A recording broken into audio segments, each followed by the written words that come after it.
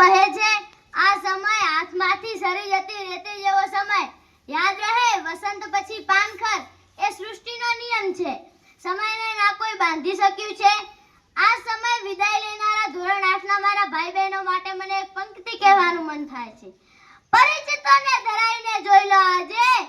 પરિચિતોને ધરાઈને જોઈ લો આજે પછી આ હસતા ચહેરા મીઠી નજર મળે ના મળે ભરી લો આજે આંખમાં આ શાળાના પ્રાગણને ભરી લો આજે આંખમાં આ શાળાના પ્રાગણને પછી આવા પ્રાગણ મળે ના મળે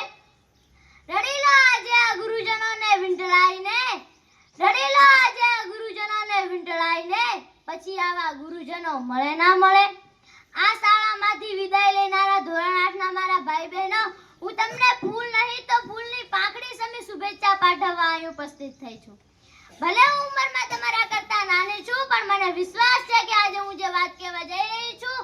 તે તમારા જીવનમાં તમારા ઘડતરમાં ક્યાંક થોડી ઉપયોગી બની જ રહેશે મિત્રો जिंदगी की असली उड़ान अभी बाकी है जिंदगी के कई इम्तिहान अभी बाकी है अभी तो चले हैं मुट्ठी भर जमीन हम अभी तो चले हैं मुट्ठी भर जमीन हम तैरने के लिए 7 समंदर अभी बाकी है अभी तो फैलाई है पाखे हमने अभी तो फैलाई है पाखे हमने उड़ने के लिए सारा आसमान अभी बाकी है મિત્રો તમારે શું બનવું છે એ તમારા હાથની વાત છે તમે તમારા ભાગ્ય વિધાતા છો તેના માટે જરૂર છે આ 3 બાબતો પહેલી છે આત્મવિશ્વાસ ઝાડની ડાળ પર બેઠેલું પક્ષી કદીએ પવનની ગતિથી ડરતું નથી કારણ કે આને પવનની ગતિ કરતા પોતાની પાંખો પર વધુ વિશ્વાસ છે બસ એ જ રીતે તમે પણ તમારામાં વિશ્વાસ રાખો તમે પણ તમારામાં શ્રદ્ધા રાખો અને તમે પણ તમારામાં ભરોસો અને તમે પણ તમારામાં દ્રઢ આત્મવિશ્વાસ હશે તો ચોક્કસથી તમે તમારું લક્ષ્ય હાંસલ કરી શકશો મિત્રો જ્યાં સુધી તમે સ્વયં ના હારી જાઓ ત્યાં સુધી આ દુનિયાની એવી કોઈ પણ તાકાત નથી કે તમને હરાવી શકે બીજો છે હકારાત્મક વિચારો મનમાં ક્યારેય નકારાત્મક વિચારો કરવા નહીં હકારાત્મક વિચારોથી આપણા લક્ષ્ય તરફની ગતિ ઝડપથી બને છે અને હકારાત્મક વિચારોથી આપણે આપણું લક્ષ્ય ઝડપથી પ્રાપ્ત કરી શકીએ છીએ માટે હંમેશા હકારાત્મક રહેવું જોઈએ અને ત્રીજું છે સખત મહેનત ગુજરાતીમાં એક કાવ્ય પંક્તિ છે સિદ્ધિ તેને જય વરે જે પરસેવે નહાય મિત્રો જો તમે સખત મહેનત કરશો તો ચોક્કસથી તમે તમારું લક્ષ્ય હાંસલ કરી શકશો મિત્રો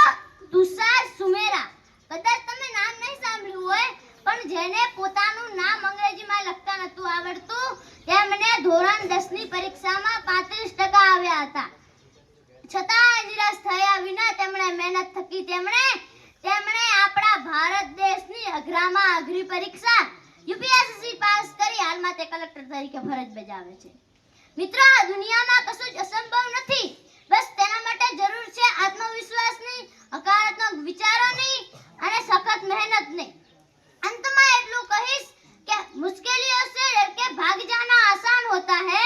हर कदम जिंदगी का इम्तिहान होता है डरने वालों को कुछ नहीं मिलता जिंदगी में और लड़ने वालों के कदमों में सारा जहां होता है सारा जहां होता है सारा जहां होता है बस अस्तु जय हिंद जय भारत।